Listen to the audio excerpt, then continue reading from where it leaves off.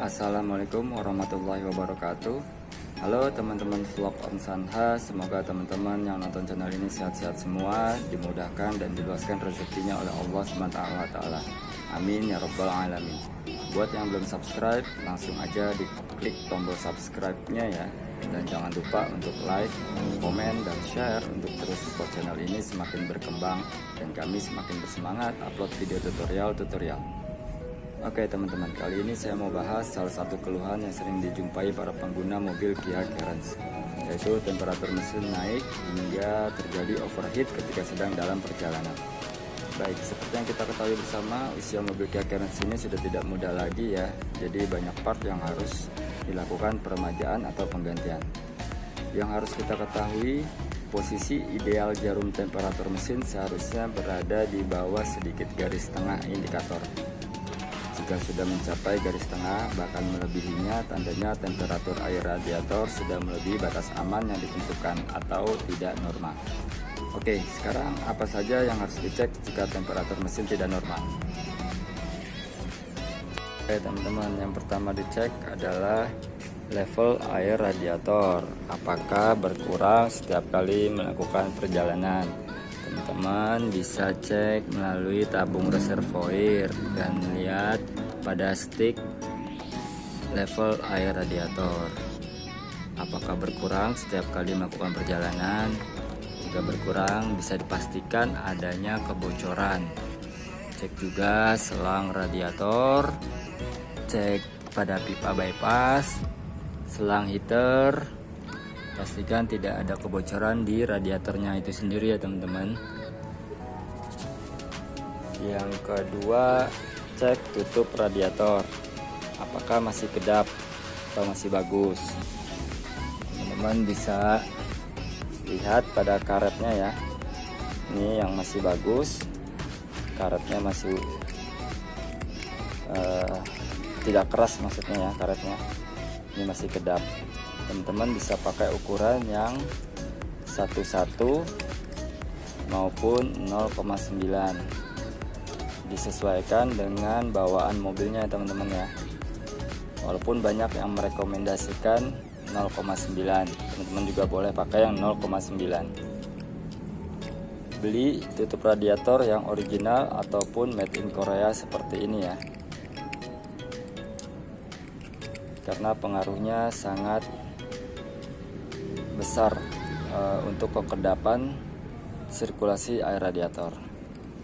Yang ketiga, cek termostat, apakah terpasang atau sudah tidak layak. Termostat itu berada di dalam ini teman-teman. Kalau mau bongkar harus kuras air radiator dulu, kemudian buka dua baut 10 yang ada di atas dan di bawahnya, kemudian dibuka, cek apakah termostat itu masih bagus atau tidak.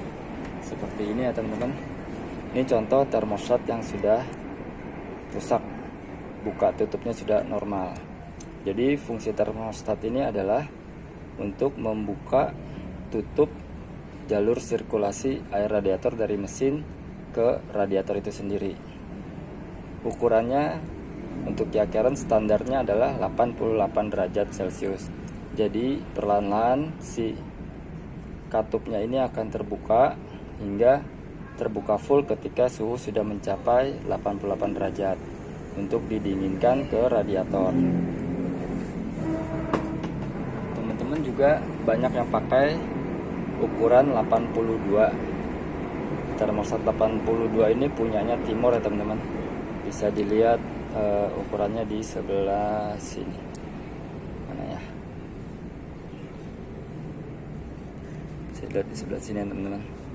Sini ada ukurannya 82 derajat. Sedangkan standarnya Kia Carens adalah 88 derajat Celcius.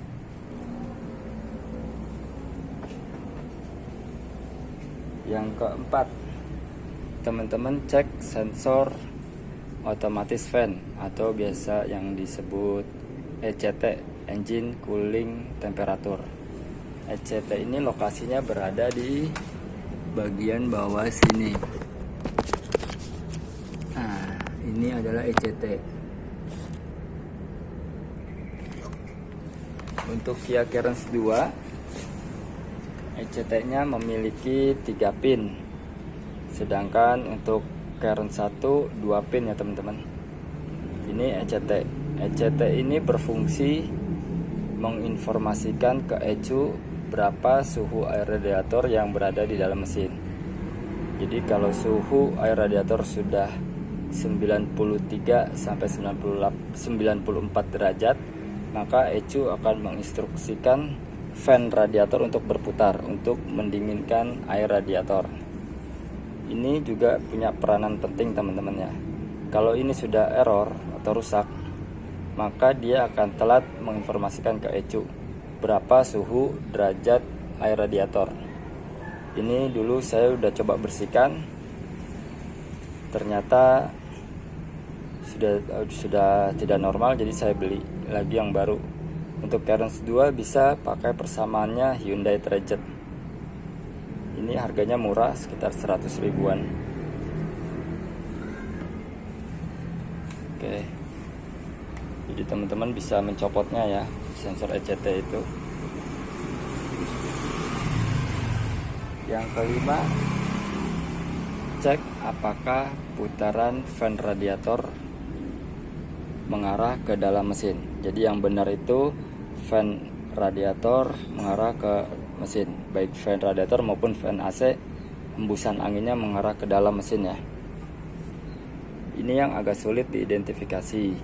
Fan radiator kadang memang tetap berputar, tapi speed sudah tidak maksimal teman-teman. Yang pernah terjadi pada mobil saya adalah fan radiator sudah lemah. Tandanya itu ketika saya menjalankan mobil tanpa AC, maka temperatur naik. Ketika saya nyalakan AC, temperatur normal. Itu tandanya fan radiator sudah tidak maksimal putarannya ya. Jadi sudah tidak bagus untuk mendinginkan air radiator. Ini yang pernah saya ganti. Ini yang aslinya teman-teman. Ini adalah fan radiator aslinya bawaan mobilnya ya. Saya terlihat ini sepertinya sudah expired banget. Sudah umurnya untuk dilakukan peremajaan.